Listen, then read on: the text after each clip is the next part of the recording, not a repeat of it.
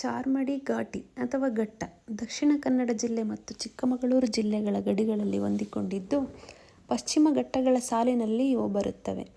ಚಾರ್ಮಾಡಿ ಘಟ್ಟಗಳ ಕೆಳಭಾಗದಲ್ಲಿ ದಕ್ಷಿಣ ಕನ್ನಡ ಜಿಲ್ಲೆಯ ಬೆಳ್ತಂಗಡಿ ತಾಲೂಕಿಗೆ ಸೇರಿರುವ ಚಾರ್ಮಾಡಿ ಎಂಬ ಗ್ರಾಮವಿದೆ. ಅದರಿಂದಾಗಿ ಈ ಘಟ್ಟಗಳಿಗೆ ಈ ಹೆಸರು ಬಂದಿದೆ.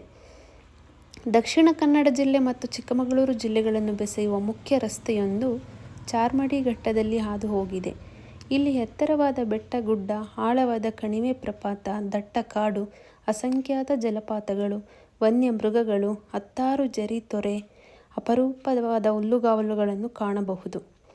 ಚಿಕ್ಕಮಗಳೂರು ಜಿಲ್ಲೆಯ ಮೂಡಿಗೆರೆ ತಾಲೂಕಿನ ಕೊಟ್ಟಿಗೆಹಾರ ಎಂಬ ಗ್ರಾಮದಿಂದ ಪ್ರಾರಂಭವಾಗುವ ಈ ಘಟ್ಟಗಳು ಈ ಘಟ್ಟಗಳಲ್ಲಿ ಬರುವ ಪ್ರಮುಖ ಬೆಟ್ಟಗಳೆಂದರೆ ಹಮೇದಿಕಲ್ಲು ಬೆಟ್ಟ, ಬಾಳೆಕಲ್ಲು ಬೆಟ್ಟ, ಕೋಡೆಕಲ್ಲು ಬೆಟ್ಟ, ಜೇನುಕಲ್ಲು ಬೆಟ್ಟ, ಎತ್ತಿನಭುಜ ಬೆಟ್ಟ, ದೀಪದ ಕಲ್ಲು ಬೆಟ್ಟ, ಶಿಶಿಲ ಬೆಟ್ಟ ಮುಂತಾದವು.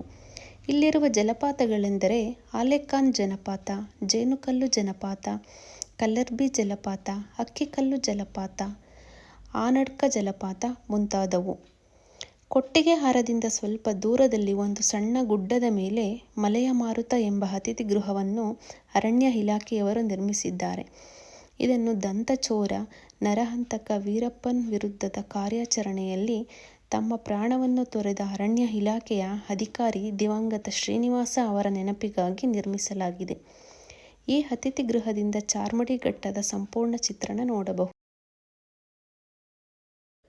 ಈ ವಿಡಿಯೋ ನಿಮಗೆಲ್ಲ ಇಷ್ಟ ಆಗಿದೆ ಅಂತ ಅನ್ಕೋತೀನಿ. ವಿಡಿಯೋ ಇಷ್ಟ ಆಗಿದ್ದಲ್ಲಿ ಲೈಕ್ ಮಾಡಿ, ಶೇರ್ ಮಾಡಿ. ಹಾಗೆ ಯಾರೆಲ್ಲ ನನ್ನ ಚಾನೆಲ್ನ ಸಬ್ಸ್ಕ್ರೈಬ್ ಮಾಡ್ಕೊಂಡಿಲ್ಲ ದಯವಿಟ್ಟು ಸಬ್ಸ್ಕ್ರೈಬ್ ಮಾಡ್ಕೊಳ್ಳಿ. ಹಾಗೆ ಸಪೋರ್ಟ್ ಮಾಡಿ. ಪಕ್ಕದಲ್ಲಿರೋ ಬೆಲ್ ಬಟನ್ ಕ್ಲಿಕ್ ಮಾಡಿ. ವಿಡಿಯೋ ಅಪ್ಲೋಡ್ ಆಗಿದ ತಕ್ಷಣ ನಿಮಗೆ ಮೊದಲು ನೋಟಿಫಿಕೇಷನ್ ಬರುತ್ತೆ. Thanks for watching.